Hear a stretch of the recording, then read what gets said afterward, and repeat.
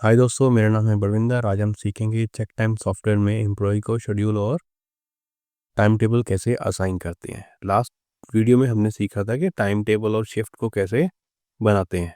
तो इस वीडियो में हम सीखेंगे कि शिफ्ट और टाइम टेबल एम्प्लॉय के साथ में अटैच और असाइन कैसे करते हैं। सबसे पहले सॉफ्टवेयर को ओपन कर लेते हैं, फिर एम्प्लॉय शेड्यूल में। उसके बाद आप किसी भी एक एम्प्लॉय को सेलेक्ट कर लीजिए। हम पहले इस वाले एम्प्लॉय को सेलेक्ट करते हैं। आप चाहो तो मल्टीपल को सेलेक्ट कर सकते हो। हमारे पास कुछ ऑप्शन है, ईयरली रोस्टर है, अरेंज शिफ्ट है। आज हम अरेंज शिफ्ट से स्टार्ट करेंगे। जैसे मैं अरेंज शिफ्ट पे जाता हूँ तो आपके पास ये 3 बॉक्स आ जाएंगे। सबसे पहला है फ्लेक्सिबल शिफ्ट। अगर आप किसी एम्प्लॉय को फ्लेक्सिबल शिफ्ट देना चाहते हो तो फ्लेक्सिबल शिफ्ट को चूज़ करके इसको प्लस कीजिए। प्लस करने के बाद आप इस शिफ्ट को सेलेक्ट कर लीजिए। किस डेट से किस डेट तक आपको उसको फ्लेक्सिबल शिफ्ट देना है, वो वाली डेट यहाँ पे सेट कर दीजिए। उसके बाद सेव। जैसे सेव करोगे तो उस एम्प्लॉई को उस डेट तक, मैं यहाँ सर्च करूँ, अब देखो तो ये 15 तक आ गया है फ्लेक्सिबल शिफ्ट। अगर इसको डिलीट करना है आपने किसी दिन को, तो आप यहाँ से डेट डाल के सर्च करोगे तो जो एम्प्लॉई आपने सेलेक्ट किया हुआ है उसी का यहाँ पे डाटा आएगा। उसको आप सेलेक्ट करके माइनस पे क्लिक करके डिलीट कर पाओगे। तो ये हम लोगों ने यहाँ पे देखा कैसे हम लोग सेलेक्ट, अगर यहाँ पे सर्च करना है तो आप यहाँ पे भी सेलेक्ट सर्च कर सकते हो उसी एम्प्लॉई का, तो ये आ जाएगा आपके पास। यहाँ से भी आप एक एक करके डिलीट कर सकते हो, वहाँ पे आप मल्टीपल डिलीट कर सकते हो। तो ये तो था फ्लेक्सिबल शिफ्ट।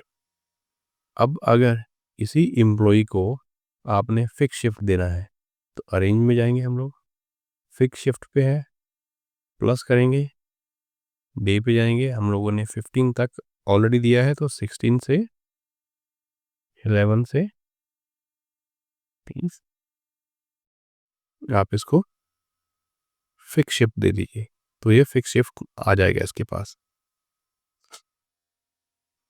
तो यहाँ हमारे पास ये 16 से ये आ गया। और अगर इसका देखो मैं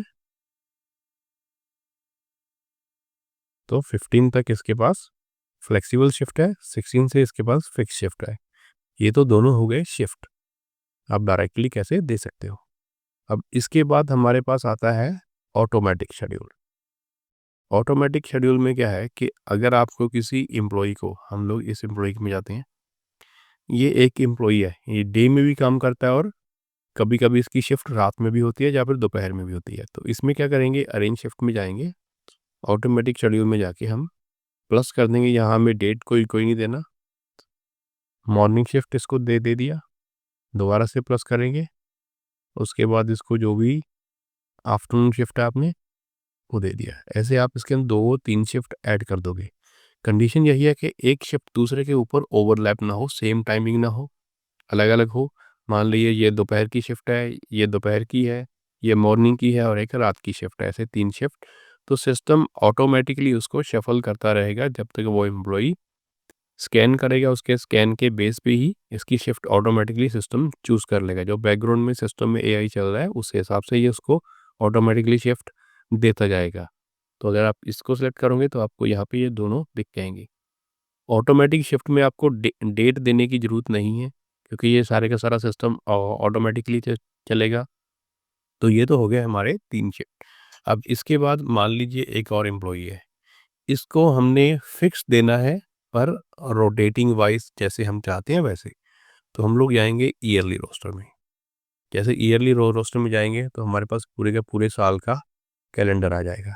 अब मैं क्या चाहता हूँ कि ये एम्प्लॉई 1 से लेके 5 तारीख तक डे शिफ्ट में काम करे, उसके बाद मंडे से लेके फ्राइडे तक प्लांट 1 शिफ्ट में काम करे। तो आप इसको ऐसे जो भी शिफ्ट है उस हिसाब से दे सकते हो। जैसे ये रह गया तो यहाँ पे हम लोग रेस्ट डेट डाल सकते हैं, तो भाई इस शिफ्ट में काम करेगा। और यहाँ पे आप रेस्ट डे में जाके, अगर रेस्ट डे है तो उस हिसाब से उसका शिफ्ट। तो ये हो गया ईयरली रोस्टर। उसके बाद यहाँ से सेव कर देंगे। तो ये सेव हो जाएगा। अगर इसको व्यू करना है, डिलीट करना है, तो हम सेव एंड व्यू पे जाएंगे। यहाँ पे एम्प्लॉय को सेलेक्ट करेंगे, यहाँ पे हम लोग डेट सेलेक्ट करेंगे, जिस डेट से हमने उसको सेट किया है चूज करोगे, ये आ जाएगा आपके पास सारे का सारा उसका शिफ्ट, कौन सा शिफ्ट किस दिन का था। चाहो तो आप सभी को सेलेक्ट कर सकते हो, और अगर किसी एक दिन का है तो उसको आप डिलीट भी कर सकते हो। कोई दूसरा शिफ्ट देना है, दूसरा शिफ्ट देने के लिए आपको डिलीट करने की ज़रूरत नहीं है। आप डायरेक्टली वहाँ पे जाओगे, उस दिन को सेलेक्ट करोगे, चेंज करके उसको जो भी शिफ्ट है वो वाली दे के सेव कर दोगे, तो पुरानी शिफ्ट को वो ऑटोमेटिकली ओवरराइड कर देगा। तो ये हमारी शिफ्ट ओवरराइड हो जाएगी डायरेक्टली, जैसे ये हम लोगों ने चेंज कर दिया है। तो ऐसे आप शिफ्ट को अलग अलग तरीके से दे के उसको चेंज कर सकते हो। तो जब इसकी रिपोर्ट कैलकुलेट होगी, तो जो आपने शिफ्ट दिया उसके बेस पे ही इसका रिपोर्ट कैलकुलेट होगा सारे का सारा। Thanks for watching.